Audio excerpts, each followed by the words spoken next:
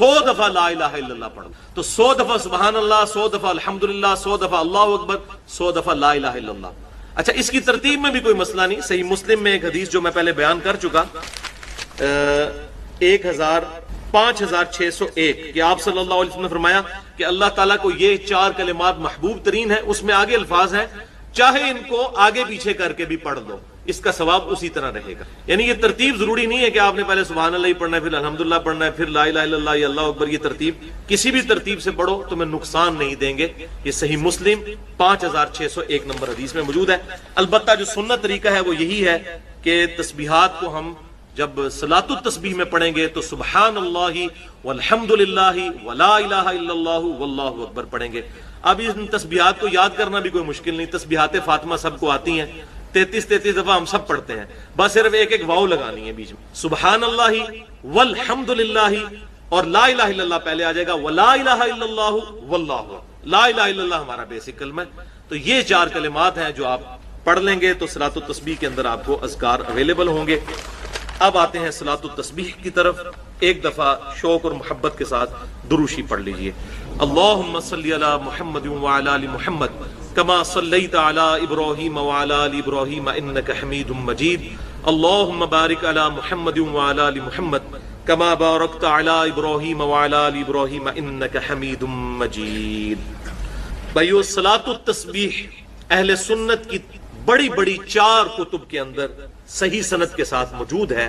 سنن ابی داؤد میں انٹرنیشنل نمبرنگ کے مطابق 1297 نمبر حدیث، جامعہ ترمذی میں 481 نمبر حدیث، سنن ابن ماجہ میں 1386 نمبر حدیث اور المستدرک للحاکم میں صحیح سند کے ساتھ 1192 نمبر حدیث۔ ان 4 کتابوں میں صلاۃ التسبیح کی فضیلت اور اس کا طریقہ موجود ہے، اور اس حدیث کو امام ذہبی رحمۃ اللہ علیہ نے بھی صحیح کہا، امام مسلم رحمۃ اللہ علیہ نے بھی صحیح کہا، امام ابو داؤد رحمۃ اللہ علیہ نے بھی صحیح کہا، اسی طریقے سے امام ابن حجر عسقلانی رحمۃ اللہ علیہ نے بھی صحیح کہا، اور دور حاضر میں بڑے بڑے جو علماء ہیں، شیخ احمد شاکر رحمۃ اللہ علیہ، شیخ البانی رحمۃ اللہ علیہ اور شیخ زبیر علی زئی رحمہم اللہ اجمعین، تمام کے نزدیک یہ حدیث صحیح ہے۔ اور آپ حیران ہوں گے، یہ ان چند احادیث میں سے ہے جن احادیث کے دفاع پر محدثین نے پوری کتابیں لکھی ہیں، کیونکہ کچھ لوگوں کو یہ حدیث ہضم نہیں ہوئی کہ اتنی بڑی فضیلت کیسے ہو سکتی ہے ایک نماز کی، اور میں سمجھتا ہوں ہو سکتی ہے، یہ نماز شیطان پڑھنے ہی نہیں دیتا۔ تو کچھ لوگوں نے اس پہ جرح کی تو محدثین نے مستقل کتابیں لکھی اس حدیث کے دفاع پر۔ لہذا الحمدللہ اہل سنت کے تمام محدثین کا، جو بڑے بڑے محدثین ہیں ہمارے اسلاف، ان کا اس پر اتفاق ہے کہ حدیث بالکل صحیح سند کے ساتھ موجود ہے، اور خصوصاً امام ابو حنیفہ رحمۃ اللہ علیہ کے جو شاگرد خاص ہیں، اور امام بخاری رحمۃ اللہ علیہ کے دادا استاد ہیں سیدنا عبداللہ ابن مبارک رحمۃ اللہ علیہ المتوفى 181 ہجری، جو بہت بڑے محدث ہیں، وہ اس حدیث جو صلاۃ التسبیح ہے اس کے کافی وہ ڈیفینڈر ہیں، اور اس کے سارے مسائل جامعہ ترمذی میں ان سے نقل کیے گئے ہیں۔ امام ترمذی نے ایک واسطے سے، وہ امام ترمذی کے بھی پردادا استاد ہیں، کیونکہ امام بخاری امام ترمذی کے استاد ہیں، اور عبداللہ ابن مبارک امام بخاری رحمۃ اللہ علیہ کے دادا استاد ہیں، بخاری اور مسلم میں ان سے احادیث ہیں۔ لہذا 481 نمبر حدیث جامعہ ترمذی میں عبداللہ ابن مبارک سے لی انہوں نے سارے مسائل صلاۃ التسبیح کے، سمجھنے کے لیے وہ آج انشاءاللہ ساتھ ڈسکس بھی ہو جائیں گے۔ بھائیو، امام کائنات سید الاولین والآخرین شفیع المذنبین رحمۃ للعالمین سیدنا و مولانا امام اعظم محمد رسول اللہ صلی اللہ علیہ وسلم نے اپنے چچا عباس ابن عبد المطلب رضی اللہ تعالی عنہ کو مخاطب کر کر ارشاد فرمایا۔ حدیث کا ریفرنس میں پہلے دے چکا 4 کتابوں سے، اب ورڈ بائی ورڈ، لفظ بائی لفظ میں یہ الفاظ پڑھنے لگا ہوں تاکہ آپ کو اس کا ٹیسٹ بھی فیل ہو۔ آپ صلی اللہ علیہ وسلم نے اپنے چچا سے فرمایا، چچا جان، کیا میں آپ کو کچھ عنایت نہ کروں؟ کیا میں آپ کو کوئی تحفہ پیش نہ کروں؟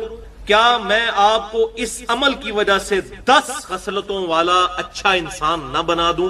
یہ 10 خصلتیں اس میں آ جائیں گی، جوڑوں کی شکل میں 5 جوڑے آئیں گے اور وہ 10 خصلتیں بن جائیں گی۔ میں گنتا جاتا ہوں۔ تو پھر آپ صلی اللہ علیہ وسلم نے ارشاد فرمایا کہ جب اے چچا جان آپ یہ عمل کر لیں گے تو نمبر 1 اللہ آپ کے اگلے اور پچھلے، نمبر 2 پرانے اور نئے، نمبر 3 جان بوجھ کر کیے یا انجانے میں کیے، نمبر 4 چھوٹے اور بڑے کبیرہ بھی، اور نمبر 5 چھپے ہوئے اور ظاہر तमाम गुनाह माफ। अब ये 5 जोड़ियां आई और 10 खसलतें जो आप सल्लल्लाहु अलैहि वसल्लम ने इरशाद फरमाई थी वो इसमें पूरी हो गई। अल्हम्दुलिल्लाह। मुझे बताएं ये फजीलत आज तक किसी अमल के लिए सुनी? सिर्फ 50 मिनट से 1 घंटे का अमल है। अगर आहिस्ता आहिस्ता करें, थोड़ी स्पीड से करें तो 40 मिनट। अल्लाह। फिर आप सल्लल्लाहु अलैहि वसल्लम ने इरशाद फरमाया, चचा जान 4 रकतें इस तरह अदा करें नफिल नमाज की कि हर रकत में सूरतुल फातिहा और एक सूरत पढ़ें, और जब आप क़िरात से फारिग हो जाएं तो क़याम की हालत में ये कलिमात 15 दफा पढ़ें, सुबहानल्लाहि वल्हम्दुलिल्लाहि वला इलाहा इल्लल्लाहु वल्लाहु अकबर। बस ये एक जगह है जहां पर 15 दफा पढ़ना है, बाकी पूरी नमाज में 10 दफा, क़याम में 15 दफा, सूरत से फारिग होने के बाद रुकू में जाने से पहले। फिर आप रुकू में जाएं और रुकू में इन्हीं कलिमात को 10 मरतबा दोहराएं। फिर रुकू से उठ जाएं और 10 बार यही कलिमात पढ़ें। फिर सजदे में जाएं और इन कलिमात को 10 दफा पढ़ें। फिर सजदे से सर उठाएं, यानी दोनों सजदों के दरमियान जो जलसा है उसमें 10 मरतबा पढ़ें। फिर दूसरे सजदे में जाएं और उसमें 10 मरतबा इस तस्बीह को पढ़ें। फिर सजदे से सर उठाएं और क़याम में जाने से पहले, यानी जलसा इस्तराहत के अंदर, दूसरे सजदे के बाद फिर बैठ जाएं, जो हम बैठते हैं, लेकिन आम नमाजों में उसमें कुछ तस्बीहात नहीं पढ़ी जाती, लेकिन सलातो तस्बीह में उस दूसरे जलसा इस्तराहत में ये 10 दफा पढ़ेंगे। तो ये कुल एक रकत में 75 मरतबा हो जाएंगे। इस तरह इन 4 रकतों में ये अमल दोहराएं तो कितना हो गया? 75 ज़रब 4, 300 मरतबा ये अमल हो जाएंगे। और फिर आप सल्लल्लाहु अलैहि वसल्लम ने फिर 5 बातें इरशाद फरमाई। चचा जान हो सके तो ये नमाज रोजाना अदा कर, अगर रोजाना ना अदा कर सके तो हर जुम्मे को अदा कर लें, हर जुम्मे को अदा ना कर सके तो हर महीने में 1 मरतबा अदा कर लें, अगर हर महीने ना पढ़ सके तो हर साल में 1 मरतबा, और अगर साल में 1 मरतबा भी ना पढ़ सके तो चचा जान जिंदगी में 1 दफा इस नमाज को जरूर। अल्लाह। आप अंदाजा करें, आप सल्लल्लाहु की जरा तरगीब का अंदाज देखें। रोजाना नंबर 1, नंबर 2 नहीं पढ़ सकते तो जुम्मे के जुम्मे, नंबर 3 महीने के महीने, नंबर 4 साल में 1 मरतबा। अब रमजान शरीफ का महीना है, इसमें तो हमें तौफीक हो जानी चाहिए, साल में 1 मरतबा इस कैटेगरी में तो हम फालकारी जाए कि साल में 1 दफा, या रमजान के हर जुम्मे में पढ़ लें, साल में 1 दफा, नहीं तो कहा कि जिंदगी में चचा 1 दफा नमाज ये जरूर पढ़ लें। क्या अंदाज है तरगीब, अल्हम्दुलिल्लाह। अब इसी कॉन्टेक्स्ट में मैं आखिर में सलातो तस्बीह से रिलेटेड 8 सही अहकाम व मसाइल बयान करूंगा, ताकि इसमें जो इख्तिलाफी मसाइल हैं वो भी कवर हो जाएं, जो क्यूरीज हैं वो भी रिजॉल्व हो जाएं। लेकिन एक दफा तरीके को रिपीट कर लेते हैं। क़याम की हालत में हमने 15 दफा रुकू में जाने से पहले, यानी सूरत मिलाने के बाद इसको पढ़ना है, सुबहानल्लाहि वल्हम्दुलिल्लाहि वला इलाहा इल्लल्लाहु वल्लाहु अकबर। उसके बाद रुकू में जाने के बाद, रुकू की तस्बीहात पढ़ने के बाद, वो आगे आ भी जाएगा, 10 दफा पढ़ना है। कितने हो गए? 25। फिर रुकू से सर उठाकर रब्बना लकल हम्द कहकर 10 दफा, 35। फिर सजदे में सुबहान रब्बियल आला के बाद 10 दफा, 45। फिर 2 सजदों के दरमियान रब्बिक फिरली पढ़ने के बाद 10 दफा, 55। फिर दूसरे सजदे में सुबहान रब्बियल आला के बाद 10 दफा। पूरा एक रुकू सूरतुल बकरा का, रुकू नंबर 23, आयत नंबर 183 से लेकर 188 तक मुसलसल 6 आयात, और उनमें काफी लंबी लंबी आयात भी हैं। ऑलमोस्ट आप समझ लें ये तकरीबन 1.5 सफ़े पे फैला हुआ ये रुकू है पूरा। सब कुछ उसके अंदर बयान हो गया। नमाज के अहकामात, हज के अहकामात आपको मुख्तलिफ सूरतों में बिखरे हुए नजर आएंगे। कुछ सूरतुल बकरा में, कुछ सूरतुल हज के अंदर, कुछ सूरह इब्राहिम के अंदर। लेकिन रमजान मुबारक को अल्लाह ताला ने इस एतबार से मुमताज बनाया है कि जो कुछ डिस्कशन करनी थी ना, वो कुरान में एक ही जगह पे कर दी है। उसके सारे अहकामात भी बयान कर दिए जो मोटे मोटे थे, उसकी फर्जियत का भी जिक्र कर दिया। और वो सूरतुल बकरा का रुकू नंबर 23 है, आयत नंबर 183 से 188 तक। प्लस इससे मुताल्लिका जो सहीहुल इस्नाद अहादीस हैं, बुखारी और मुस्लिम में ही दर्जनों की तादाद में आपको एक जगह कंबाइंड फॉर्म में मिल जाएंगी, मिशकातुल मसाबी के अंदर, जो मैंने बारहा तारुफ करवाया कि ये इंसाइक्लोपीडिया ऑफ हदीस है। अहले सुन्नत की मेन स्ट्रीम की ऑलमोस्ट 13 किताबें, इंक्लूडिंग कुतुब सित्ता, बुखारी और मुस्लिम और सुनन अरबा, यानी अबू दाऊद, तिरमिज़ी, नसाई, इब्न माजा, उसके नोट्स हैं। इसमें पहली जिल्द के एंड के ऊपर जाके आपको रमजान मुबारक से मुताल्लिक एक एक तफसील मिलेगी, चाहे वो रुयत हिलाल का मसला हो, मून साइटिंग का मसला हो, रमजान मुबारक के फजाइल हो, लैलतुल कद्र हो, नफली रोजों के क्या अहकामात हैं, फर्ज रोजों के क्या हैं, एक एक तफसील मिलेगी आपको। और ये जो मिशकात के अंदर अहादीस हैं, ये ऑलमोस्ट 153 अहादीस है। इंटरनेशनल नंबरी के मुताबिक 1956 से लेकर 2108 तक ये मुसलसल 3-4 चैप्टर्स के अंदर आपको इकट्ठी अहादीस मिल जाएंगी, कहीं दूर जाने की जरूरत नहीं पड़ेगी। एक जगह आपको एक नोट्स की शक्ल में मिशकात के अंदर ये सारी अहादीस मिल जाएंगी इंशाअल्लाह। वो मैं आज कवर भी कर दूंगा साथ साथ। तो मैंने इरादा किया है कि मैं एटलीस्ट जो रमजान मुबारक से मुतालिक जितने भी कदीम और जदीद फिकी अहकाम मसाइल हैं जो एक आम मुसलमान की जरूरत है, उसे एक ही जगह रिकॉर्डिंग में ले आऊं। वैसे तो मैंने 2017 में 5 कॉन्टिन्यूस लेक्चर 1.5-2 घंटे के रिकॉर्ड करवाए थे, मसला number 53A B C D E तक, और उसमें ये सारी चीजें मैंने स्कैटर्ड फॉर्म में डिस्कस की थी। लेकिन एक जगह पे थोड़े से वक्त में टू दी पॉइंट गुफ्तगू, तो ये मैंने जो कैलकुलेट किए हैं ना, वो 70 फिकी अहकाम मसाइल बनते हैं, और जब मैं उनको बयान करूंगा तो शायद ये 100 से ज्यादा बन जाए उनकी आगे जो कोरोलरीज है। लेकिन ये एक जगह जमा हो जाएंगी इंशाअल्लाह ताला, और फिर ये आपके सामने एक वीडियो बुक होगी। जब कभी भी आपको रमजान मुबारक से मुताल्लिक कोई चीज पूछनी होगी, समझनी होगी, तो आप ये एक वीडियो लगाएं, एक एक चीज आपके सामने इंशाअल्लाह आ जाएगी इंशाअल्लाह ताला। सूरतुल बकरा का जो रुकू मैंने जिक्र किया, आयत नंबर 183 से लेकर 188 तक, उसका स्टार्ट ही इन अल्फाज के साथ है, अऊज़ु बिल्लाहि मिनश शैतानिर रजीम, बिस्मिल्लाहिर रहमानिर रहीम, या अय्युहल्लज़ीना आमनू कुतिबा अलैकुमुस सियाम, ए अहले ईमान तुम पर फर्ज कर दिए गए हैं रोजे, कमा कुतिबा अलल्लज़ीना मिन क़ब्लिकुम लअल्लकुम तत्तक़ून, जैसा कि तुमसे अगली उम्मतों पर भी फर्ज किए गए थे ताकि तुम परहेजगार बन जाओ, तकवे की रविश इख्तियार करो। यानी रोजे का मकसद परहेजगारी है। परहेजगारी कैसी कि रोजे में आप हलाल चीजों को भी छोड़ देते हैं अल्लाह ताला के हुक्म की वजह से। तो ये एक प्रैक्टिस होती है कि अगर अल्लाह के हुक्म की वजह से मैंने हलाल चीजों को भी थोड़े से टाइम के लिए छोड़ना है, तो बकिया की जिंदगी में मैंने बदरजे औला इज्तिनाब करना है हराम चीजों से, और यही है तकवा, यही इसका मकसद है। अस्सौम अरबी जुबान में रोजे के लिए टर्म यूज होती है। अस्सौम कहते हैं अरबी में रुक जाने को, और शरी इस्तिलाह में अल्लाह ताला की खुशनुदी की खातिर तुलुए फज्र से लेकर गुरूब आफ्ताब तक अपने आप को खाने पीने और दीगर ख्वाहिशात से रोकने का नाम रोजा है। ये इसकी बेसिक डेफिनेशन है। बाकी तो मैंने आपको बताया पूरा रुकू है और अहदीस की किताबें भरी पड़ी हैं, उसमें सिर्फ मिशकात ही पढ़ लें तो आपको सारी अहदीस एक जगह पे मिल जाएंगी इंशाअल्लाह ताला। अल्लाह ताला ने उसी रुकू के अंदर आगे चलकर रमजान मुबारक का बाई नेम जिक्र भी कर दिया। अब ये देखें, ये वाहिद महीना है जिसका नाम बाई नेम कुरान के अंदर आया, रमज़ान। अरबी में रमज़ान, उर्दू में हम रमजान, वैसे हम रमजान बोलते हैं, रमजान तो लफ्ज गलत होगा, ये रमजान, लेकिन उर्दू में चल जाएगा क्योंकि उर्दू के अंदर आपने उन चीजों का ख्याल नहीं रखना होता। तो वो इसी रुकू में आगे चलकर अल्लाह ताला फरमाया, शहरु रमज़ान अल्लज़ी उन्ज़िला फ़ीहिल कुरआन, रमजान का महीना तो वो महीना है कि जिसमें अल कुरआन नाजिल हुआ, हुदल लिन्नास, जो पूरी इंसानियत के लिए हदायत की किताब है, यानी किसी खास तबके के लिए नहीं, पूरी इंसानियत के। सूरतुल बकरा के स्टार्ट में है हुदल लिल मुत्तकीन, डर जाने वालों के लिए हदायत है, यानी वो लोग जो अल्लाह की धमकी से डरते हैं, जो ये समझते हैं कि हमारी मर्जी के बगैर जिसने हमें पैदा किया, उसके बाद उसने इस इम्तिहान में डाला, बाद में भी जो कुछ हमारे साथ करेगा हमें उससे को बचा नहीं सकता। तो ये तसव्वुर इंसान को डरने पे मजबूर करता है कि मैंने अपने रब को रिस्पॉन्स करना है।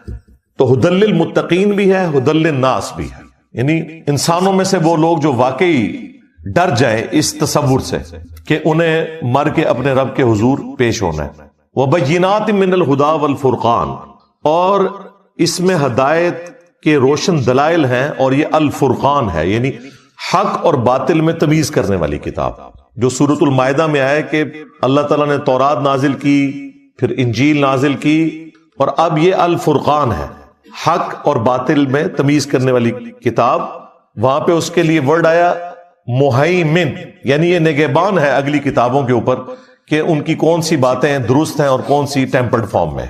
یہ کتاب ان کے اوپر نگہبانی کرتی ہے.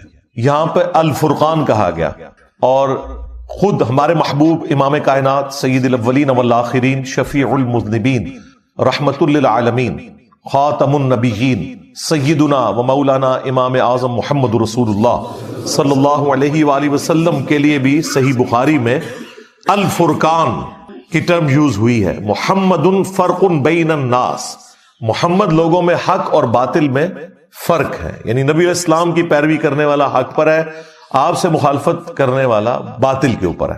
تو قرآن بھی الفرقان ہے اور رسول اللہ بھی الفرقان ہے صلی اللہ علیہ وآلہ وسلم. پھر اللہ تعالیٰ نے ساتھ ہی فرما دیا فَمَنْ شَهِدَ مِنْكُمُ الشَّهْرَ، اب جو کوئی بھی تم میں سے رمضان کا مہینہ پائے فَلْيَصُمْ، تو اس کا کام ہے کہ اس میں وہ روزے رکھے. اور پھر آگے اس کے احکامات آئے کہ روزے کی لینتھ کیا ہے، اس میں کون سی شرعی پابندیاں ہیں، جو لوگ روزہ رکھنے پر قادر نہیں ہیں، بیمار ہیں، ان کے لیے شرعی حکم کیا ہے، مسافر کے لیے کیا ہے، مریض کے لیے کیا ہے. پھر میاں بیوی کے تعلقات کے پوائنٹ آف ویو سے بھی چیزیں ڈسکس ہوئیں.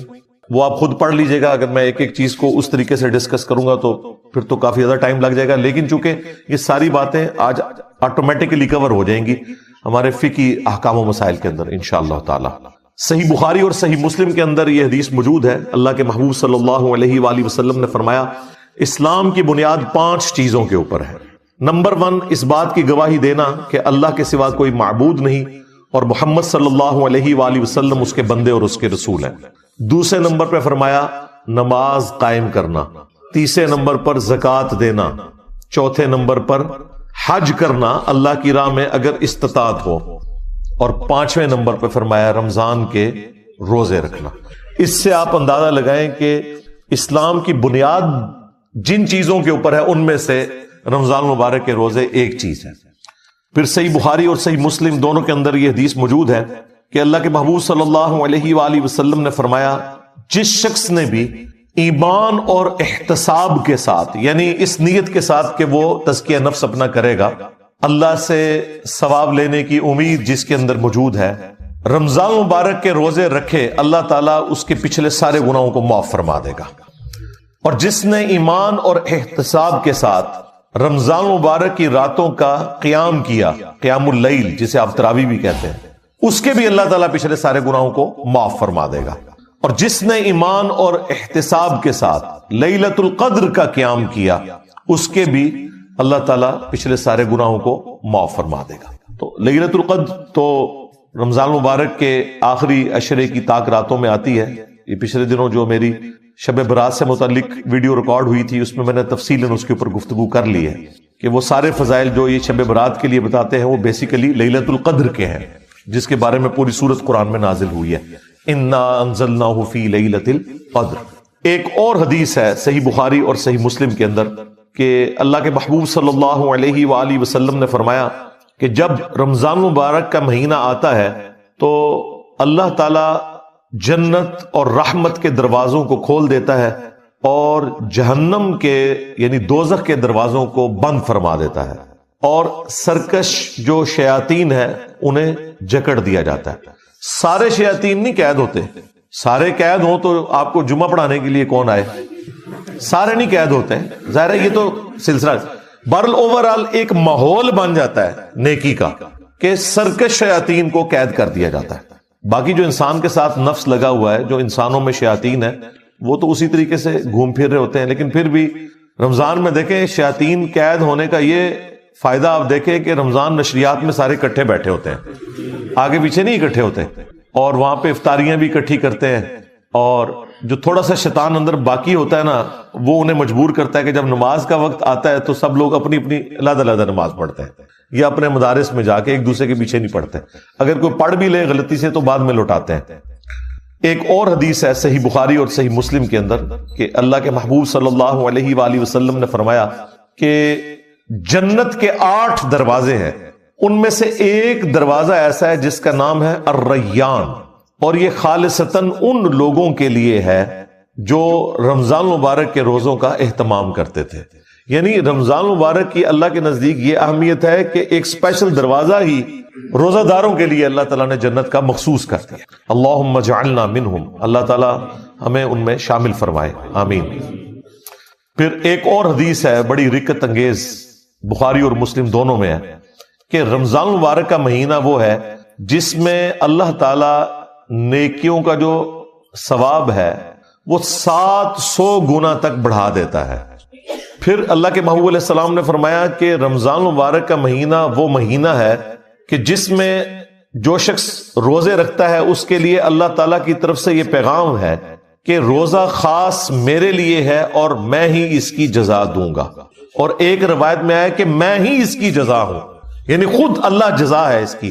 اور وہ اسی حدیث میں آگے الفاظ موجود ہیں کہ روزہ دار کو 2 خوشیاں نصیب ہوتی ہیں، ایک دنیا میں جب وہ افطار کرتا ہے، ظاہر ایک آزمائش ختم ہوئی، اور ایک جنت میں جب وہ اپنے رب سے ملاقات کرے گا، وہ اس کی الٹیمیٹ خوشی ہوگی. دنیا میں بھی ہم نے ایک روزہ رکھا ہوا ہے جس کا افطار کا وقت جو ہے وہ آخرت ہے. یعنی دنیا میں اللہ تعالیٰ نے جو حرام کاموں سے روکا ہوا ہے، اگرچہ ان کے اندر اٹریکشن ہے، وہ ساری کی ساری نفسانی خواہشات کی تکمیل جنت میں ہونے والی ہے، تو وہاں پہ جا کے یہ روزہ کھل جائے گا انشاءاللہ تعالی. پھر اسی حدیث کے اندر موجود ہے کہ اللہ تعالیٰ کو روزہ دار کی منہ کی جو سمیل ہے، بدبو ہے، وہ کستوری سے بڑھ کر محبوب ہے، یعنی کہ میری وجہ سے یہ سب کچھ کر رہے ہیں. پھر اسی حدیث کے اندر الفاظ ہیں کہ نبی علیہ السلام نے فرمایا کہ اللہ تعالیٰ فرماتا ہے میرے بندے نے میری وجہ سے کھانا پینا اور خواہشات کو ترک کیا ہے. اس چیز کو یعنی اللہ تعالیٰ اپنے لیے خوشی کے طور پر ایکسپٹ کرتا ہے کہ میرے بندے نے میرے لیے اتنی بڑی قربانی کی ہے. پھر نبی علیہ السلام نے ساتھ فرمایا کہ روزہ دار کے لیے روزہ ایک ڈھال ہے، فحش اور گناہ کے کاموں سے بچو، اور اگر کوئی تم سے روزے میں جھگڑنے کی کوشش کرے تو اس سے جھگڑا نہ کرو، اور بس اتنا کہہ دو کہ میں روزے سے ہوں، تاکہ اگلے بندے کو بھی شرم آ جائے. ویسے بھی روزے کی حالت میں انسان کا دل ہی کو نہیں کرتا لڑنے کو، خصوصاً عصر سے لے کے مغرب تک، اس وقت تو کسی کی آواز بھی اچھی نہیں لگتی. تو ایک نیچرل ایک پریکٹس بھی ہوتی ہے. بھوک کی وجہ سے انسان کو، جو بھوکے لوگ ہیں جن کے لیے 2 وقت کی روٹی ایشو ہے، ان کا بھی احساس پیدا ہوتا ہے، اور شکر کے جذبات بھی پیدا ہوتے ہیں کہ اگر پوری زندگی اس طرح گزارنی پڑے تو کتنی مشکل ہو.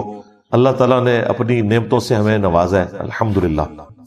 صحیح بخاری میں ایک اور حدیث ہے جو ذرا الارمنگ ہے کہ نبی علیہ السلام نے فرمایا کہ جس شخص کو اس کا روزہ جھوٹ بولنے اور گناہ کے کاموں سے نہ روک سکے تو اللہ تعالیٰ کو پھر ایسے شخص کے بھوکا اور پیاسا رہنے کی کوئی حاجت نہیں ہے، یعنی اس کی روحانیت مر جائے گی.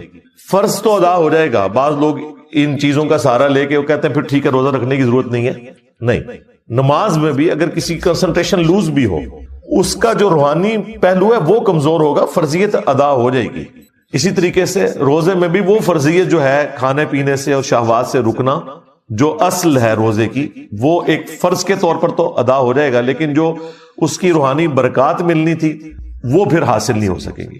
اس کی طرف اشارہ ہے. ایک اور حدیث ہے صحیح مسلم کے اندر کہ نبی علیہ السلام نے فرمایا کہ اگر کبیرہ گناہوں سے بچا جائے تو ایک نماز سے دوسری نماز، ایک جمعے سے دوسرا جمعہ، اور ایک رمضان سے دوسرا رمضان، درمیان کے تمام گناہوں کا کفارہ ہے. لیکن اگر کبیرہ گناہوں سے بچا جائے، اب یہ نہیں ہو سکتا ایک شخص جمعہ پڑھے اور پھر اگلا جمعہ پڑھے اور بیچ کے ساری نمازیں معاف ہو جائیں، نہیں. یا ایک رمضان میں مسجد میں آئے جس طرح اکثریت کرتی ہے، پھر اگلے رمضان میں داخل ہو. تو نبی علیہ السلام نے ساتھ ہی فرمایا کہ اگر کبیرہ گناہ اس نے نہ کیے تو باقی گناہ تو معاف ہو جائیں گے اعمال کی برکت سے، لیکن کبیرہ گناہ جو ہے وہ صرف توبہ سے معاف ہوتے ہیں. یہ ذہن میں رکھیے گا، کبیرہ گناہ آٹومیٹکلی نیکیاں کرنے سے معاف نہیں ہوتے. کبیرہ گناہ کون سے ہیں؟ سب سے کبیرہ گناہ شرک، جھوٹ بولنا، وعدہ خلافی کرنا، غیبت کرنا، چغلی کھانا، جادو کرنا، ماں باپ کی نافرمانی، قتل ناحق. یہ سارے بڑے بڑے جتنے گناہ ہمارے علم میں یہ سب کے سب کبیرہ گناہ ہے. یہ تو نہ نمازیں پڑھنے سے معاف ہوں گے، نہ جمعہ پڑھنے سے معاف ہوں گے، اور نہ ہی یہ روزہ رکھنے سے معاف ہوں گے، بلکہ یہ معاف ہوں گے جب کوئی شخص توبہ کرے گا. پھر وہ معاف ایسے ہوں گے کہ سورۃ الفرقان میں اللہ تعالیٰ نے فرمایا 3 بڑے گناہوں کا ذکر کیا آیت نمبر 69 میں. شرک جو کائنات کا سب سے بڑا گناہ ہے، قتل نہ حق جو حقوق العباد میں سب سے بڑا گناہ ہے، اور تیسرا بدکاری. ان 3 گناہوں کا ذکر کر کے اگلی آیت میں فرمایا 70 نمبر میں کہ اگر کوئی ان گناہوں سے بھی توبہ کر لے سچے دل سے تو نہ صرف ہم اس کے گناہوں کو معاف کر دیں گے بلکہ اس کے گناہوں کو نیکیوں سے بدل دیں گے. اللہ اکبر کبیرا والحمد للہ کثیرا وسبحان اللہ بکرۃ واصیلا. لہذا اللہ تعالیٰ سے کسی نے کٹی نہیں کبھی کرنی. ہاں یہ ذہن میں رکھیے گا. دیکھیں میرا کتنا اگریسو سٹائل ہے، میری آپ قرآن کلاسز دیکھیں تو آپ کو پھر پتہ چلتا ہے کہ اللہ تعالیٰ اپنے معاملات میں کتنا سخت ہے. اس کے باوجود ہم نے کبھی اس چیز کی ترغیب نہیں دلائی کہ کوئی شخص اللہ تعالیٰ سے اتنا ڈر جائے کہ وہ پھر یہ ڈیسائیڈ کر لے کہ ٹھیک ہے جی پھر مجھے کوئی نیکی کرنے کی ضرورت ہی نہیں ہے جب اللہ تعالیٰ اتنا سخت ہے. نہیں، سختی اس لیے بیان کی جاتی ہے کہ آپ اللہ تعالیٰ کی ہستی کے اعتبار سے بے فکرے نہ ہو جائیں. باقی جو توبہ والا ایلیمنٹ ہے بھائی، وہ تو موت کے غرغرے سے پہلے پہلے توبہ قبول ہے. جامعہ ترمذی میں حدیث ہے. لیکن کسی کو یہ پتا تو نہیں کس وقت موت آ جائے، اس لیے پوری زندگی آپ نے اس طرح گزارنی ہے. وَلَا تَمُوتُنَّ إِلَّا وَأَنْتُمْ مُسْلِمُونَ جو قرآن میں آیا. دیکھنا تمہیں موت نہ آئے مگر اس حال میں کہ تم تابع فرمان ہو کر مرنا. ہر وقت تیاری رکھنی ہے، تو وہ اپنی جگہ ہے. لہذا رمضان المبارک میں تو نیکیوں کا ایک موسم ہے. رمضان کی پریکٹس کی وجہ سے پھر بقیہ 11 مہینوں میں بھی اللہ تعالیٰ کو صحیح طریقے سے رسپانس کرنا، یہ اللہ تعالیٰ کی ریکوائرمنٹ ہے. اور مور دین 50% مسلمان جو پریکٹسنگ ہوتے ہیں ان میں سے بھی 50% مسلمان وہ عموماً رمضان میں ہی نیکیوں کی طرف آتے ہیں، اور بعد میں کچھ استقامت والا سلسلہ شروع ہوتا ہے. کئی لوگ داڑھی رکھ لیتے ہیں، پھر نمازیں شروع کر دیتے ہیں، عورتیں حجاب شروع کر دیتی ہیں. تو یہ ہم نے اپنی زندگی میں رمضان مبارک کی برکات خود دیکھی ہیں کہ رمضان جو ہے اس اعتبار سے ایک ٹرننگ مہینہ ثابت ہوتا ہے کئی لوگوں کی زندگی میں. کئی لوگوں کے لیے کوئی گھر میں جوان موت یا کوئی صدمہ وہ بھی نیکی پہ آنے کا ایک سبب بن جاتا ہے. وہ بھی اللہ تعالیٰ نے سورہ السجدہ میں فرمایا کہ ہم دنیا کی زندگی میں تمہیں تکلیف دیں گے تاکہ تم اپنے رب کی طرف پلٹ آؤ. وہ بھی ایک اللہ کی سنت ہے. تو یہ مختلف اللہ تعالیٰ نے ایک سمجھ لیں سگنلز رکھے ہوئے ہیں. جو انسان رسپانس کرے تو مرنے سے پہلے اللہ تعالیٰ کے بتائے ہوئے راستے کے اوپر آ سکتا ہے. لہذا رمضان مبارک کو کیجول نہ لیں، پورے اہتمام کے ساتھ رمضان شریف کو گزاریں. جو فرض عبادات ہیں ان کے اوپر ایمفیسائز کریں، اور بعد کی زندگی کے لیے بھی اللہ تعالیٰ سے دعا کریں کہ اللہ تعالیٰ استقامت دے باقی نیکیوں کے اوپر بھی. خصوصاً نماز کے معاملے میں بالکل جو ہے نا وہ زیرو ٹالرنس ہے اللہ تعالیٰ کی. یہ ذہن میں رکھیے گا. یہ اتنا کرٹیکل ایشو ہے ایمان لانے کے بعد کہ اتنے سخت الفاظ میں قرآن میں فتویٰ آیا ہے. سورہ روم میں آیت نمبر 31 میں وَأَقِيمُوا الصَّلَاةَ وَلَا تَكُونُوا مِنَ الْمُشْرِكِينَ. دیکھنا نماز کو قائم رکھنا، مشرک نہ ہو جانا کہیں. یعنی کتنی بڑی بات ہے یہ. یعنی شرک جو اللہ کے نزدیک اتنی سینسٹیو چیز ہے، عموماً لوگ سمجھ رہے ہوتے ہیں کہ کسی بت کے آگے یا قبر کے آگے جھکنا. اللہ تعالیٰ تو فرما رہا ہے کہ جو نماز بھی چھوڑتا ہے نا تو وہ مشرکین کی کیٹیگری میں جا کے فال کر جائے گا. اس سے بڑا کوئی فتویٰ ہو نہیں سکتا تھا. اور اگر کسی کے دماغ میں کوئی خناس رہ گیا تھا نا تو وہ صحیح مسلم کی حدیث نے اسے نکال دیا. 246 نمبر حدیث کہ بندے کے کفر اور ایمان، شرک اور اسلام کے درمیان فرق کی نماز ہے. نماز نہ پڑھنے والا پاکستان کے شناختی کارڈ میں تو مسلمان ہو سکتا ہے، اللہ کے ہاں وہ مسلمان نہیں ہے. ہاں ظاہری کلمے کا احترام کریں گے، مر جائے گا جنازہ بھی پڑھیں گے، اس کے لیے دعائے مغفرت بھی کریں گے، لیکن اس کی زندگی میں اسے بتائیں گے کہ بھائی یہ شناختی کارڈ والے مسلمانوں تمہارے کلمے کا احترام ہو رہا ہے، ادروائز نماز چھوڑنے والا بندہ مسلمان نہیں ہے. اور یہ میرا فتویٰ نہیں ہے، قرآن کا فتویٰ ہے، نبی الاسلام کا فتویٰ ہے. پھر بھی اگر کسی کو سمجھ نہ آئے تو جامعہ ترمذی میں حدیث ہے، عبداللہ ابن شقیق تابعی کہتے ہیں کہ صحابہ کرام صرف تارک الصلاۃ کو کافر سمجھتے تھے جو نماز چھوڑنے والا ہے، اور کسی کو کافر نہیں کہتے تھے خواہ وہ کتنا ہی گناہ کرتا ہو. لیکن جو نماز نہ پڑھتا ہو صحابہ کرام اسے کافر سمجھتے تھے. لے جی اب تو اس فہم کا بھی مسئلہ ختم ہو گیا. اگر کوئی کہ مجھے قرآن کا فہم نہیں ہے، ہمیں حدیث بتائیں، حدیث بھی بتا دی، حدیث کا بھی فہم نہ آیا. صحابہ کرام سے تو بڑھ کر کوئی قرآن و سنت کو جاننے والا نہیں تھا. جامعہ ترمذی میں ایک اور حدیث ہے کہ ہمارا اور مشرکین کا عہد نماز کی بنیاد کے اوپر قائم ہے. جس نے نماز چھوڑ دی اس نے کفر کیا. صحیح مسلم میں حدیث ہے, عبداللہ ابن مسعود کہتے ہیں کہ رسول اللہ کے زمانے میں صلی اللہ علیہ وآلہ وسلم اگر کوئی شخص بیمار ہوتا اور 2 بندوں کے سہارے وہ مسجد آ سکتا تو وہ مسجد میں آ کے نماز پڑھتا تھا, کہیں اسے منافق شمار نہ کر لیا جائے.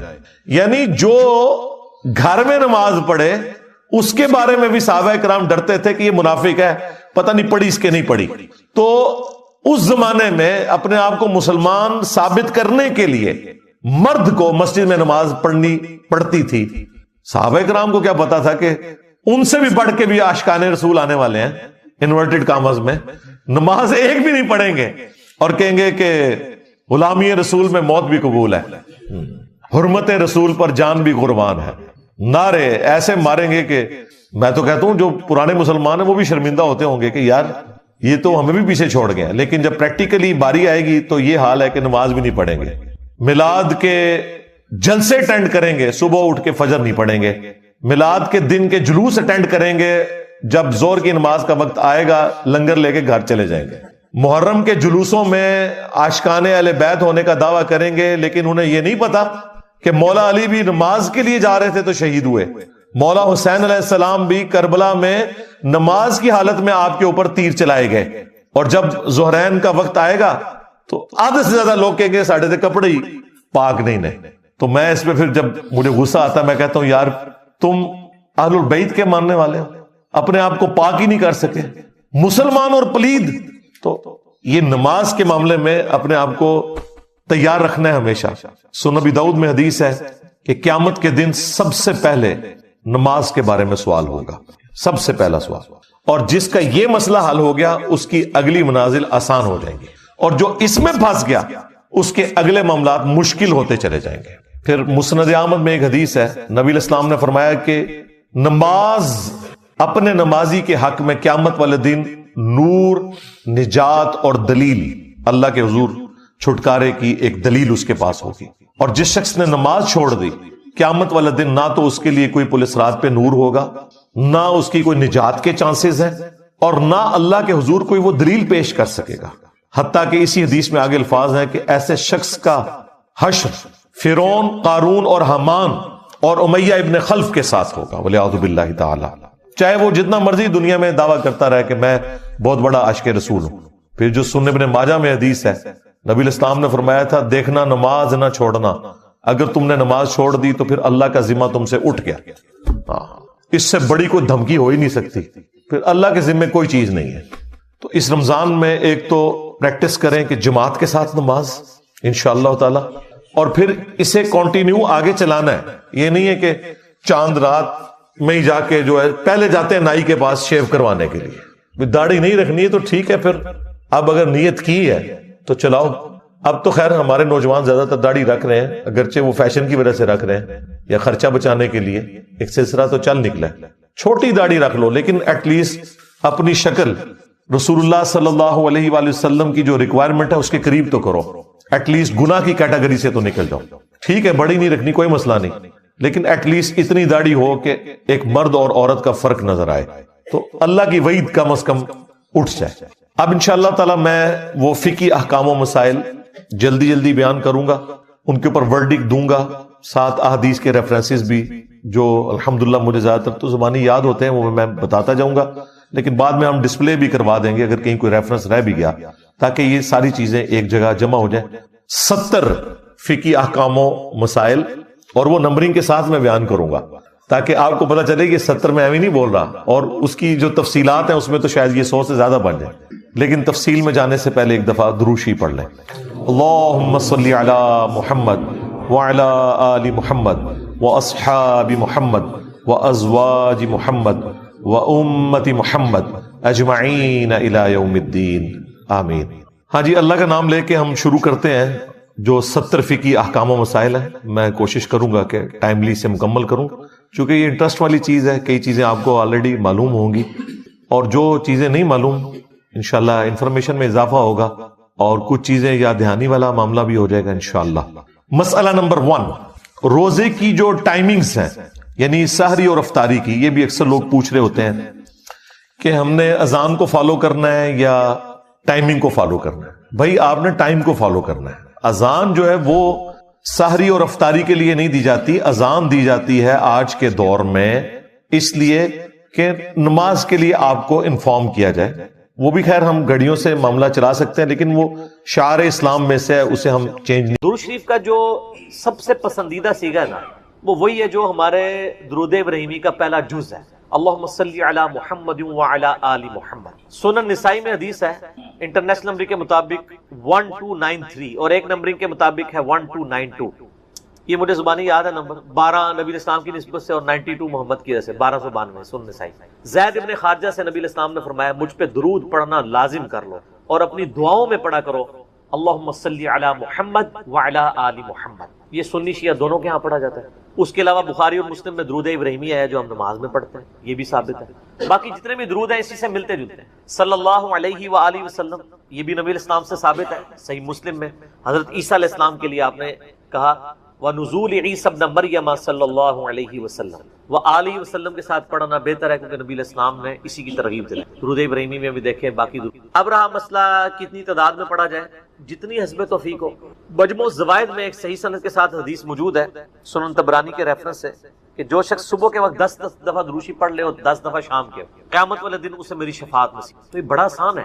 10 دفعہ اللہم صلی علی محمد وعلی آل محمد پڑھنے میں کتنا ٹائم لگتا ہے. باقی اللہ تعالیٰ نے ڈیٹم لیول کے اوپر تو آپ پہ ویسے ہی یہ لازمی کر دیا ہے. نماز میں ہم دروشی پڑھ ہی رہے ہوتے ہیں, ہر نماز میں پڑھ رہے ہوتے ہیں. دروشی کے بغیر تمہاری نماز ہی مکمل نہیں ہوتی. اور ہماری نماز تو ہم تو دعائے قنوت کے بعد بھی دروشی پڑھتے ہیں, صحیح سند سے ثابت ہے. نماز جنازہ میں بھی درود شریف پڑھتے ہیں, ہر جگہ درود شریف ہے. مسجد میں داخل ہوتے وقت درود شریف, وہ حدیثیں موجود ہیں, وہ میں نے اس لیکچر میں ساری حدیثیں بتائی ہیں. ہر خطبے کے آغاز میں درود شریف ہے. جس مجلس میں نبی علیہ السلام کا ذکر ہو وہاں پہ درود شریف ہے. مولا علی علیہ السلام سے حدیث ہے جامعہ ترمذی میں صحیح سند کے ساتھ کہ نبی صلی اللہ علیہ وآلہ وسلم نے فرمایا وہ شخص کنجوس ہے جس کے سامنے میرا ذکر ہو اور مجھ پر درود نہ پڑھے. اللہم صلی علی محمد وعلی آل محمد. اور ترمذی میں ایک حدیث ہے وہ شخص تباہ و برباد ہو جائے جس کے سامنے میرا ذکر ہو اور مجھ پر درود شریف نہ پڑھے. اللہم صلی علی محمد وعلی آل محمد. اور اس کے علاوہ سنن طبرانی میں بھی ایک روایت ہے, اس روایت کی صحت پہ اختلاف ہے لیکن چونکہ کچھ محدثین اسے صحیح سمجھتے ہیں اس لیے میں ضرور بیان کرتا ہوں کہ جو شخص روزانہ 100 دفعہ درود شریف پڑھے تو قیامت والے دن اللہ تعالیٰ اسے شہیدوں کے ساتھ اٹھائے گا اور اس کی دونوں آنکھوں کے درمیان لکھا ہوگا کہ یہ شخص منافقت اور دوزخ کی آگ سے بری. 100 دفعہ درود شریف, میری تو کوشش ہوتی ہے کہ 100 دفعہ درود شریف روزانہ کم از کم ضرور پڑھا جائے. اگر کوئی روزانہ نہیں پڑھ سکتا 10 دفعہ تو پڑھ لیں. اور نبی اسلام کے آپ اکثر وظائف دیکھیں گے وہ 100 دفعہ ہی ہیں, اکثر وظائف جو زیادہ تعلیم کیے گئے. جیسے بخاری مسلم میں حدیث ہے کہ جو شخص 100 دفعہ پڑھ لے سبحان اللہ وبحمدہ تو اس کے سارے گناہ معاف کر دیے جائیں گے چاہے سمندر کی جھاگ کے برابر ہو. اور جو شخص صبح و شام 100 دفعہ یہی پڑھے تو قیامت دن اس سے بڑھ کے کوئی عمل نہیں لے کے آ سکتا سوائے اس کے کہ جو اس سے زیادہ وہ کلمات پڑھ لے 100 کا. پھر بخاری میں 70 دفعہ استغفار کا ذکر ہے. پھر تسبیح فاطمہ بھی جو ہے 100 دفعہ ہے, 33 دفعہ سبحان اللہ, 33 دفعہ الحمدللہ, 34 دفعہ اللہ اکبر یا 33 دفعہ اللہ اکبر. اور 100 کا عدد پورا کرنے کے لیے بخاری مسلم میں آتا ہے لا الہ الا اللہ وحدہ لا شریک لہ لہ الملک ولہ الحمد وہو علی کل شیء قدیر. تو یہ سارے 100 والے ہیں. زیادہ تو آپ جتنا مرضی پڑھیں. جامعہ ترمذی میں حدیث ہے قیامت والے دن میرے سب سے زیادہ نزدیک وہ شخص ہوگا جس نے دنیا میں مجھ پہ سب سے زیادہ درود شریف پڑھا ہوگا. اللہم صلی علی محمد وعلی آل محمد. تو سر جتنا گڑ ڈالیں گے اتنا میٹھا ہوگا. درود شریف جتنا پڑھیں اتنا ہی کام ہے نبی الاسلام کے قرب کا ذریعہ. لیکن صرف درود شریف پہ زور ہو, نبی الاسلام کی تعلیمات پہ زور نہ ہو تو یہ غلط ہے. درود شریف کے لیے باوضو ہونا بھی شرط نہیں. یہ اللہ کا ذکر ہے اور ایسا ذکر ہے جس کے لیے کوئی پروٹوکول نہیں. وضو پروٹوکول ہوتا ہے نماز پڑھنے کا, عام اذکار کے لیے کوئی وضو پروٹوکول نہیں ہوتا. ویسے آپ نے رکھنا ہے وہ ضرور کریں لیکن ادروائز ان اذکار کا وہ پروٹوکول اس حوالے سے نہیں ہوتا. تو میری خواہش یہ ہے کہ آپ روزانہ کم از کم 100 دفعہ ضرور درود شریف پڑھیں. اگر نہیں پڑھ سکتے تو صبح فجر کے بعد 10 دفعہ اور 10 دفعہ مغرب کے بعد صبح شام 10 دفعہ پڑھ لیں تاکہ شفاعت رسول صلی اللہ علیہ وآلہ وسلم حاصل ہو. پھر مسلم شریف میں حدیث ہے, بخاری میں بھی کچھ حصہ ہے کہ جو اذان کا جواب دے یعنی وہی مؤذن والے کلمات ریپیٹ کرے اس کے بعد مجھ پہ درود شریف پڑھے اور الوسیلہ والی دعا مانگے تو میری شفاعت اس کے لیے حلال ہو جائے گی. وہاں بھی درود شریف ہے. صحیح مسلم میں حدیث ہے جو ایک دفعہ 10 درود شریف پڑھے گا اللہ تعالیٰ اس پہ 10 رحمتیں نازل فرمائے گا. سنن نسائی میں حدیث ہے جو ایک دفعہ درود شریف پڑھے گا اللہ تعالیٰ اس پہ 10 رحمتیں نازل فرمائے گا, اس کے 10 درجات بلند کر دے گا, اسے 10 نیکیاں عطا فرمائے گا, اس کے 10 گناہ معاف کر دے گا. کتنی بڑی فضیلت ہے سر, اتنی بڑی فضیلت مجھے بتائیں کس عمل کی ہوگی. نفلی عبادات میں افضل ترین عبادت درود شریف. اچھا یہ درود شریف اللہ کی عبادت ہے کیونکہ آپ رجوع اللہ کرتے ہیں، اللہم صلی علی محمد وعلی آل محمد۔ یہ جو جمعے کے دن کے وظائف ہیں نا، اب وہ آپ یعنی غروب آفتاب جمعرات والے دن اس سے لے کے جمعے کی مغرب تک کر سکتے۔ یہ نہیں ہوتا کہ جمعے کے دن کوئی کرنا ہو، تو جمعے والے دن دروشی پڑھنے کی فضیلت ہے۔ ابو داؤد کے اندر اور ترمذی کے اندر، سنن نسائی میں، ابن ماجہ میں حدیث ہے کہ نبی صلی اللہ علیہ وآلہ وسلم فرمایا کہ جمعے کا دن تمام دنوں کا سردار ہے۔ اسی دن آدم علیہ السلام پیدا ہوئے، اسی دن وہ فوت ہوئے، اسی دن پہلا سور پھونکا جائے گا، دوسرا سور پھونکا جائے گا، قیامت قائم ہوگی۔ تم جمعے والے دن مجھ پہ کثرت سے درود پڑھو، تمہارا درود مجھ پر پیش کیا جائے گا۔ تو صحابہ کرام نے جرت کر کے پوچھا، یا رسول اللہ صلی اللہ علیہ وسلم جب آپ مر جائیں گے اور آپ کی ہڈیاں مٹی میں مل جائیں گی؟ سر یہ صحابہ کے الفاظ ہیں، جب تک 295C نہیں تھی مدینہ شریف، ورنہ آج کل تو کوئی سوال کر سکتا ہے؟ صحابہ پہ اللہ کی کروڑوں رحمتیں ہوں، سوال کیے تو میں عقیدے پتہ چلے۔ تو نبی علیہ السلام نے فرمایا کہ ان اللہ حرم علی الارض ان تأکل اجساد الانبیاء، بے شک اللہ نے مٹی پہ حرام کر دیے کہ نبیوں کے جسموں کو کھائے۔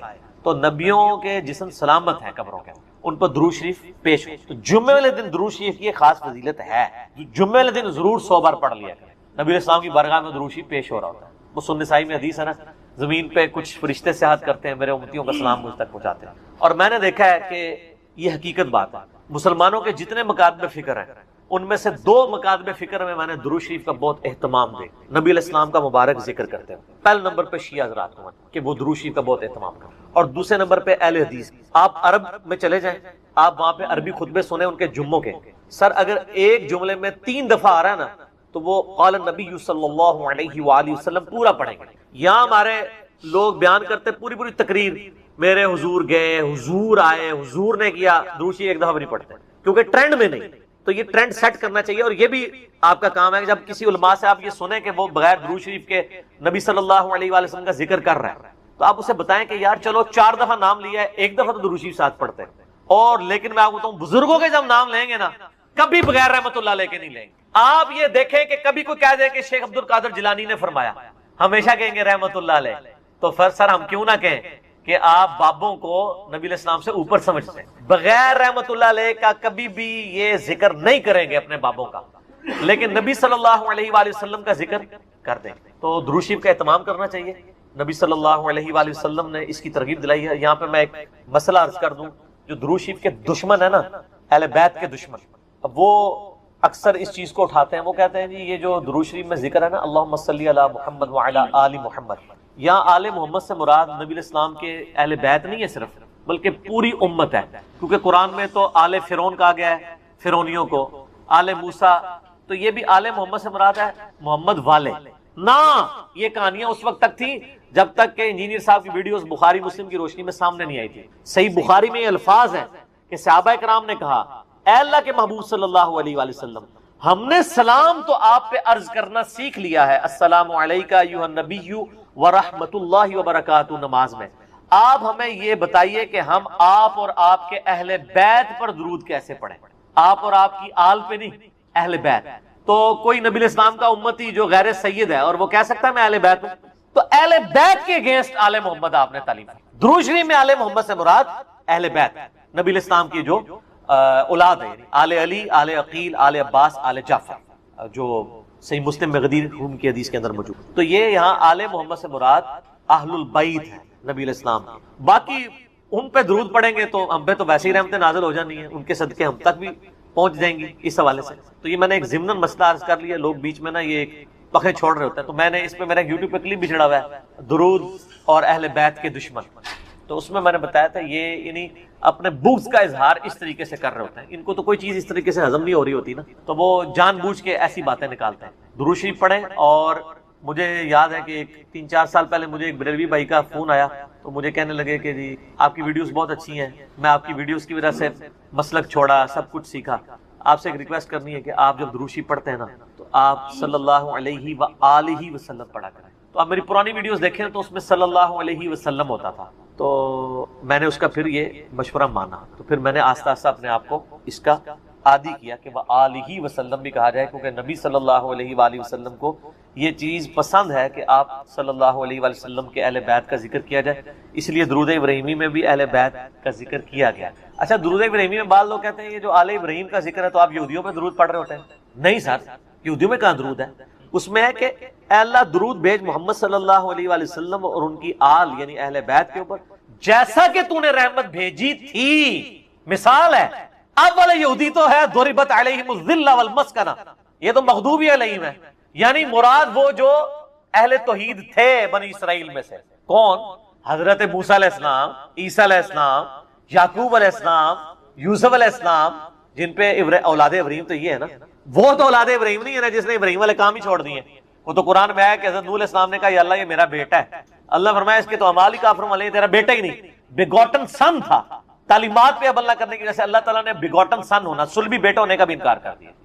تو یہاں میں سیدوں سے بھی ریکویسٹ کروں گا کہ مہربانی کریں امت کے اوپر، اگر نوح علیہ السلام کا بیٹا ان کے طریقے پہ نہ چلے تو وہ ان کی آل سے فارغ ہے، اور آپ لوگ جو ہیں وہ چرچ کے اڈے چلا رہے ہوں، شراب کے ڈیرے چلا رہے ہوں.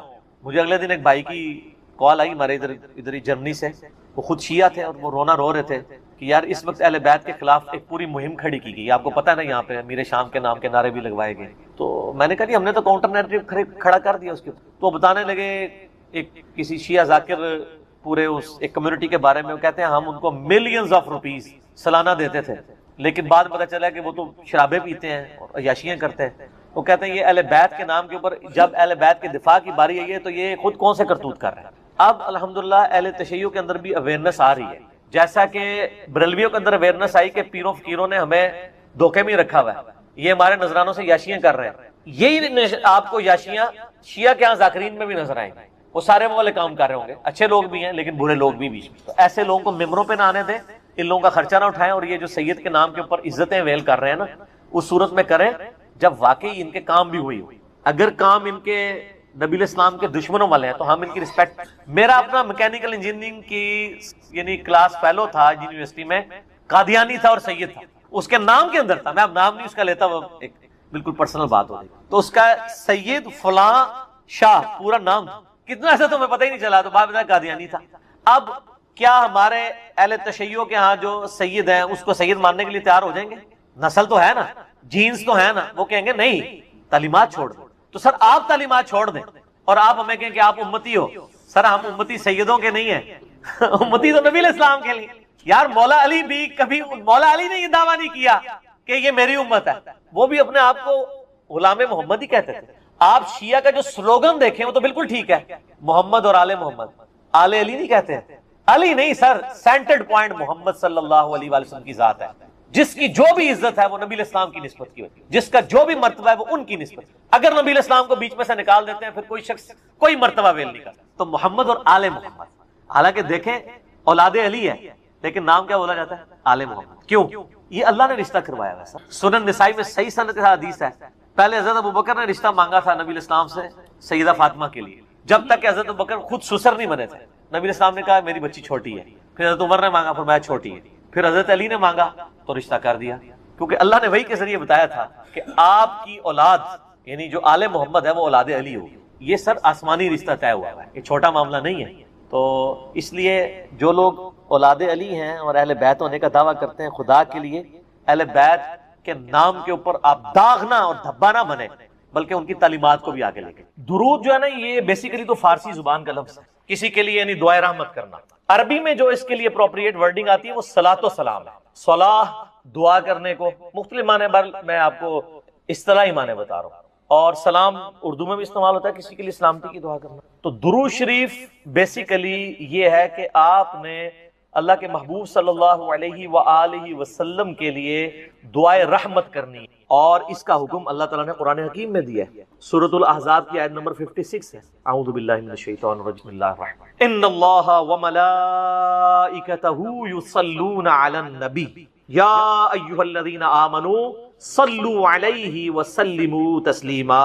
اللہم صل علی محمد وعلی آل محمد كما صليت على إبراهيم وعلى آل إبراهيم إنك حميد مجيد.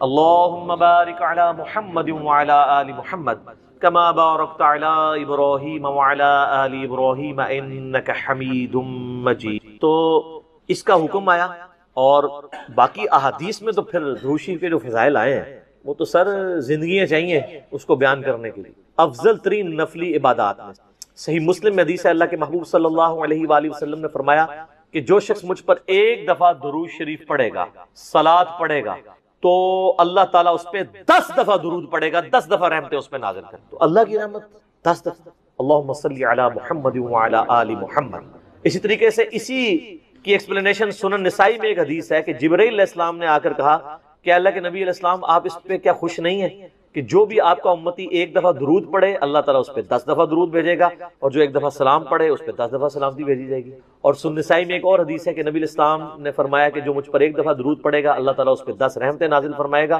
اس کے 10 درجات بلند کر دے گا اور اس کے 10 گناہ معاف کر دے گا. اور ایک طریق میں آتا ہے کہ اسے 10 نیکیاں بھی عطا کرے گا. ہماری کئی عبادات کا حصہ درود شریف کو بنا دیا گیا. جامع ترمذی میں حدیث ہے، کنجوس ہے وہ شخص، مولا علی نے یہ روایت کی ہے، جس کے سامنے میرا ذکر ہو اور مجھ پر درود نہ پڑے. اللہم صلی علی محمد وعلی آل محمد. ترمذی اور مسند احمد میں حدیث ہے، تباہ و برباد ہو جائے وہ شخص کہ جس کے سامنے میرا ذکر کیا جائے وہ مجھ پر درود نہ پڑے. اللہم صلی علی محمد وعلی آل محمد. اور یہ تو ڈیٹیل آتی ہے پھر وہ مستدرک الحاکم میں. نبی علیہ السلام وہ ایک سیڑھی پہ چڑھے، کہا آمین، دوسری پہ، تیسری پہ. تو صحابہ نے کہا یہ آپ نے آمین کیوں کہا؟ تو کہا کہ جبرائیل علیہ السلام میرے پاس آئے تھے، انہوں نے کہا تباہ و برباد ہو جائے وہ شخص، ناک خاک آلود ہو اس کی کہ جو آپ کا ذکر سنے اور درود شریف نہ پڑھے. تو میں نے کہا آمین، اللہم صلی علی محمد وعلی آل محمد. دوسری سیڑھی پہ انہوں نے کہا کہ برباد ہو جائے وہ شخص جو ماں باپ دونوں کو یا دونوں میں سے کسی ایک کو بوڑھی حالت میں پائے اور ان کی خدمت کر کے جنت نہ کما سکے. تو میں نے کہا آمین. اور تیسری سیڑھی پہ انہوں نے کہا جو رمضان کا مہینہ پائے اور اپنی مغفرت نہ کروا سکے تو تباہ و برباد ہو جائے وہ شخص. تو میں نے کہا آمین. مسند احمد میں ایک بڑی عجیب حدیث ہے، رقت انگیز. نبی علیہ السلام نے فرمایا جو لوگ کسی مجلس میں شریک ہوں اور بغیر اللہ کا ذکر اور درود کیے کسی بھی مجلس میں ذکر و درود کے بغیر وہاں سے اٹھ جائیں، ایسے لوگ جنت میں بھی داخل ہو گئے نا، وہاں بھی انہیں حسرت ہوگی اس مجلس پہ جو بغیر ذکر و درود. اللہم صلی علی محمد وعلی آل محمد. تو یہ تو اتنے فضائل ہیں کہ آپ بیان کرتے جائیں، یہ تو یعنی نہ ختم ہونے والے ہیں، ان کا کوئی اینڈ نہیں ہے. تو درود اور سلام، صلاۃ و سلام، یہ اللہ تعالیٰ کی طرف سے امت کے لیے ایک بہت بڑا تحفہ ہے. اور اس حوالے سے اگر آپ بخاری مسلم کھولیں نا تو آپ کو ایک حدیث ملے گی. جب یہ آیت نازل ہوئی نا ان اللہ و ملائکتہ یصلون علی النبی، تو صحابہ نے کہا یا رسول اللہ ہم نے آپ پر سلام تو سیکھ لیا ہے جو بخاری مسلم میں آتا ہے تشہد، السلام علیک ایھا النبی ورحمۃ اللہ وبرکاتہ. آپ ذرا درود بھی سکھائیں. بخاری کے ایک طریق میں آپ ہمیں درود سکھائیں جو ہم محمد اور اہل بیت محمد صلی اللہ علیہ وآلہ وسلم پر پڑھیں. تو پھر آپ نے درود ابراہیمی تعلیم کیا. اور مسلم کے ایک طریق میں آتے ہیں آپ تھوڑی دیر خاموش ہو گئے. صحابہ کہتے ہیں اتنی دیر خاموش رہے کہ ہم نے یہ گمان کیا کاش سوال کرنے والا سوال نہ کرتا. پھر آپ نے تھوڑی دیر بعد کہا کہ وہ سوال کرنے والا کدھر ہے جو درود کا صیغہ پوچھ رہا تھا. پھر آپ نے درود، یعنی آپ علیہ السلام پہ وحی نازل. یہ درود ابراہیمی نبی علیہ السلام کو اللہ نے وحی کے ذریعے تعلیم فرمایا. دیکھیں نا جی، درود ابراہیمی وحی کے ذریعے بتایا گیا ہے، اس لیے درود ابراہیمی سے محبت کیا کریں. یہ کوئی وابی درود نہیں ہے. درود نہ سنی ہوتا ہے نہ شیعہ، اور سید بھی نہ سنی ہوتا ہے نہ شیعہ. سید ہوتا ہے اور اسے سید ہی رہنا چاہیے. سنی شیعہ کی تفریق سے اوپر وَسَمَّاكُمُ الْمُسْلِمِينَ مِن قَبْلُ وَفِي هَذَا. نبی علیہ السلام کا اپنا خطبہ صحیح مسلم کے اندر موجود ہے. جابر بن عبداللہ کہتے ہیں، اور یہ حدیث امام باقر علیہ السلام نے روایت کی ہے جابر بن عبداللہ سے، اور امام باقر سے بیان کیے امام جعفر صادق نے. 2005 نمبر ہے صحیح مسلم میں کہ نبی علیہ السلام جب بھی خطبے کے لیے کھڑے ہوتے تو آپ صلی اللہ علیہ وآلہ وسلم فرماتے ہیں کہ میں اور قیامت اس طرح ساتھ بھیجے گئے جیسے یہ دو انگلیاں درمیان والی اور شہادت کی انگلی جوڑ کے، کیونکہ آپ علیہ السلام کے بعد تو اب صرف قیامت ہی آنی ہے. پھر آپ علیہ السلام یہ بھی پڑھتے ہیں اما بعد فإن خیر الحدیث کتاب اللہ. آگاہ ہو جاؤ اس کے بعد کہ سب سے بہترین کلام اللہ کی کتاب ہے. وہ خیر الہدی ہدی محمد صلی اللہ علیہ وآلہ وسلم، اور ہدایت یافتہ راستہ محمد صلی اللہ علیہ وآلہ وسلم کا ہے. وشر الامور محدثاتها، اور بدترین کام وہ ہیں جو دین میں نئے داخل کیے جائیں.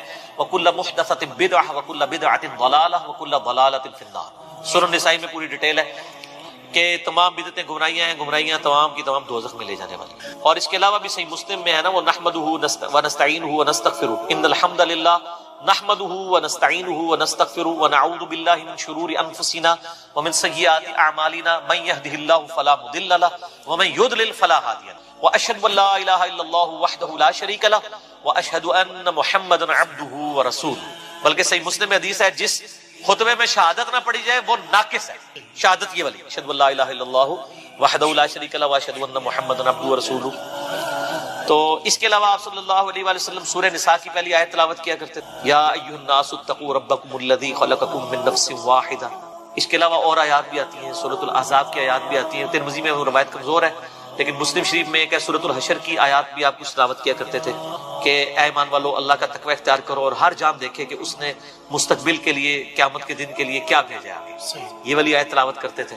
اور سر اس سے بڑھ کر نبی علیہ السلام کی تقریر کیا ہوتی تھی وہ زیادہ امپورٹنٹ ہے۔ وہ صحیح مسلم میں موجود ہے کہ نبی علیہ السلام جمعے کے 2 خطبے ہوتے تھے اور دونوں کے درمیان تھوڑی دیر بیٹھتے تھے اور دونوں خطبے کھڑے ہو کے دیتے تھے اور اس میں لوگوں کو واعظ و نصیحت کرتے تھے اور قرآن سناتے تھے سر۔ اور مسلم شریف میں حدیث ہے کہ نبی علیہ السلام کے ہر جمعے کے خطبے میں سورہ قاف ہوتی ہے، سورت نمبر 50، سورۃ الکہف ہے نا، 15ویں سے شروع ہو کے 16ویں میں، یہ 26ویں پارے میں چھوٹی سی سورہ قاف جس میں میرا مسئلہ نمبر 59 ہے، منکرین خدا کو دلائل کے ذریعے دعوت۔ تو وہ سورت آپ صلی اللہ علیہ وآلہ وسلم، اور یہ یقین کریں بڑی پرفیکٹ ہے فکر آخرت کے اعتبار سے، وہ سورت آپ پڑھتے تھے۔ پھر صحیح مسلم میں حدیث ہے کہ انسان کے فقیہ ہونے کی نشانی یہ ہے کہ اس کی نماز جمعے کی لمبی ہو اور خطبہ مختصر ہو۔ اور پھر اس کے آگے الفاظ ہیں کہ بعض خطبے تو جادو کا سا اثر رکھتے ہیں، سحر کا سا۔ یہاں کیا ہوتا ہے الٹ، نماز چھوٹی، صرف اہل حدیث ہیں جو صحیح نماز پڑھ رہے ہوتے ہیں، باقی تو مغرور لا رہے ہوتے ہیں، وہ چھوٹی کیوں پڑھاتے ہیں؟ تقریر اتنی لمبی کر چکے ہوتے ہیں کہ انہوں نے ڈر لگا ہوتا ہے کہ یار جلدی فارغ کریے۔ سر 1:30 بجے جمعے کا ٹائم ہے تو 1:30 بجے مولوی جو ہے نا وہ تھوڑا سا گرم ہونا شروع ہوتا ہے اور جا کے 1:50 کے اوپر جا کے جماعت کھڑی کرتا ہے، تو جماعت میں اس کو پھر ٹینشن پڑی ہوتی ہے، میں پہلے ہی 20 منٹ لیٹ ہوں، نماز کا رگڑا نکال دیتا ہوں۔ حالانکہ میں نے تقریباً 1.5 سال ایک بریلویوں کی مسجد میں جمعہ پڑھایا، اس زمانے میں 2000 کے اندر بات ہے، 2000 سے لے کے 2001 تک میری یعنی نماز جمعے کا ٹائم 1:30 بجے تھا، میں 1:20 کے اوپر تقریر ختم کر دیتا سنتوں کے وقفے کے لیے، اور جب تقریر ختم کرتا تھا تو اس کے بعد ظاہر ہے وہ حنفی طریقے سے ہی اس وقت پڑھتے تھے نا، سنتوں کے وقفے بعد 1:25 پہ عربی خطبہ شروع کیا، اور بعض اوقات 1 منٹ انتظار کرنا پڑتا تھا کہ وہ پوری 1:30 ہو تو جماعت کھڑی کرے۔ 31 تے 32 والی کہانی ختم نہ، وہ کہانی ختم، ٹھیک ہو گیا۔ یہ سر آج ایک کلپ آ رہا ہے مارکیٹ، وہ فرحان بھائی نے تیار کر لیا، وہ انشاءاللہ تعالی ان قریب لانچ ہونے والا ہے، وہ نہ ہی نہ ہے اور اسے نہ 2 آ رہی ہے نہ، وہ کلپ ہے نہ مفتی صاحب نہ، مفتی صاحب ہے انہوں نے تعریف کی حدیث کی، اور ظاہر ہے ان کا بھی قصور نہیں، ان کے بزرگوں نے تعریف کی ہے تو ہم نے اس کی تھوڑی سی انجینئرنگ کر دی ہے، تو وہ کلپ ہے نہ۔ تو سر نہ اس ٹائم بھی انتظار کرتے تھے پورے 1:30 ہو جماعت کھڑی۔ اچھا 2 یا 3 جمعے ہی گزرے تھے سر، لوگ جو ہے نا 1 بجے مسجد میں آ جاتے تھے، تقریر خیر اس ٹائم بھی میری اسپیکنگ پاور تو تھی، کہانیاں بھی بڑے اچھے طریقے سے کرا لیتا تھا، اچھا اون بھی کرا لینا، لیکن اون کرا کے پھر انجینئرنگ کرنا، ادھر صرف کہانی ہی ہونی ہے، حالانکہ انجینئرنگ میں نے کی ہوئی تھی اس میں، ٹھیک ہے۔ تو یہ مطلب انسان کو اس معاملے میں احتیاط کرنی چاہیے، یعنی علماء جو ہے وہ خام خواہ گھسیٹتے رہتے ہیں، تو قرآن پڑھ کے سنائے، ایک طرف سے قرآن شروع کریں۔ ان لوگوں نے تو 12 تقریریں کتاب مارکیٹ سے خریدی ہوئی ہے، ہر 12 جمعے کے بعد وہ ریپیٹ ہو جاتی ہے، ٹھیک ہے۔ اس کی بجائے کیا کریں، قرآن ترجمے والا لے لیں اپنے فرقے کا، بریلوی ہیں تو احمد بریلوی صاحب کا لے لیں، دیوبندی ہیں تو اشرف تھانوی صاحب کا لے لیں، اہل حدیث ہے جونا گڑھی صاحب کا لے لیں، اہل تشیع ہے تو سید فرمان علی شاہ صاحب کا لے لیں۔ سر 2-3 صفحے پڑھ کے بتا دینا قرآن کے، تو ان کو وہ بےچارے پریشان ہوئے ہوتے ہیں، بےچارے نئے خطیب نا جی، وہ پھر جمعہ آ گیا ان کی تقریر کریے، وہ لوگ بھی سن کے آپ کو کوئی نواں موضوع کرنا ہے، اب تو لوگ ایجوکیٹ ہو چکے ہیں اور یوٹیوب کی وجہ سے، اور لوگوں کو یہ شعر بھی پتا ہے کہ نام ہے بابی، نام ہے بابی، میں ہوں مسلم علمی کتابی۔ کئی لوگ تو اب کہتے ہیں سر جمعہ پڑھنے کا مزہ ہی نہیں آتا، ہر چیز ہی کہانی لگتی ہے، وہ ہے ہی وہ پہلے بھی کہانی سی، لیکن چونکہ تمہیں پتہ نہیں سی کہ کہانی ہے، ٹھیک ہے، تو وہ بڑی مشکل سے لوگ سنتے ہیں۔ تو اب طریقہ یہ ہے کہ سر آپ کہانی کے بجائے ان کو کہ سر قرآن ترجمے سے شروع کر لیں، یار قرآن پاک اتنی موٹی کتاب ہے کہ یہ ان کو کئی سال چاہیے ختم کرنے کے لیے۔ آلموسٹ جو عام یہ نارمل قرآن ہے آپ یہ دیکھیں، یہ آلموسٹ 600 صفحوں، تو اگر یہ ہر جمعے کے خطبے میں صرف 2 صفحے بھی پڑھیں، ٹھیک ہے، تو سال میں کتنے جمعے آئیں گے؟ 52، تو تب بھی 1/3 قرآن بھی نہیں ختم ہوگا، ٹھیک ہے، کتنا ہوگا؟ 100۔ 6 سال بعد سر خطبہ ریپیٹ ہوئے گا، دیکھ لو، کیونکہ 1 سال میں 100 صفحے پورے ہوئے تو 6 سال کے اندر 600 صفحے پورے ہوں گے، اور اگر اس کو صحیح طریقے سے بیان کیا جائے تو 1 صفحہ بھی نہیں سر مکمل ہوتا۔ آپ دیکھتے ہیں ہماری تفسیر ایک آیت کے اوپر میں نے بعض کا 6 گھنٹے کے لیکچرز ہیں، تو قرآن کو، اور نبی علیہ السلام کا خطبہ جمعہ قرآن تھا، اور وہاں یہ ایڈوانٹیج تھا کہ بیان کرنے والا بھی عربی تھا، سننے والے بھی عربی تھے، نہ ترجمے کی ضرورت تھی نہ تفسیر اس طرح کرنے کی، ڈائریکٹ بات کی دل کے اوپر ہوتی۔ اب ہمیں ذرا ترجمہ بھی کر کے بیان کرنا پڑتا ہے، تو نبی علیہ السلام کے جمعے کا خطبہ تذکیر ہوتی تھی، نصیحت، اور نصیحت کس کے ذریعے؟ قرآن کے ذریعے۔ اور مزے کی بات ہوں، جو سورہ قاف ہے نا، صحیح مسلم میں اوپر تلے 4 حدیثیں ہیں، وہ صحابیہ کہتی ہیں کہ نبی علیہ السلام چونکہ ہر جمعے میں پڑھتے تھے، مجھے زبانی یاد ہوگی سن کے سورہ قاف، اور سورہ قاف کی ہی آخری آیت ہے فذکر بالقرآن من یخاف وعید، اے نبی قرآن کے ذریعے نصیحت کیا کریں ان لوگوں کو جو اللہ کی دھمکی سے ڈرتے ہیں۔ تو نبی علیہ السلام پھر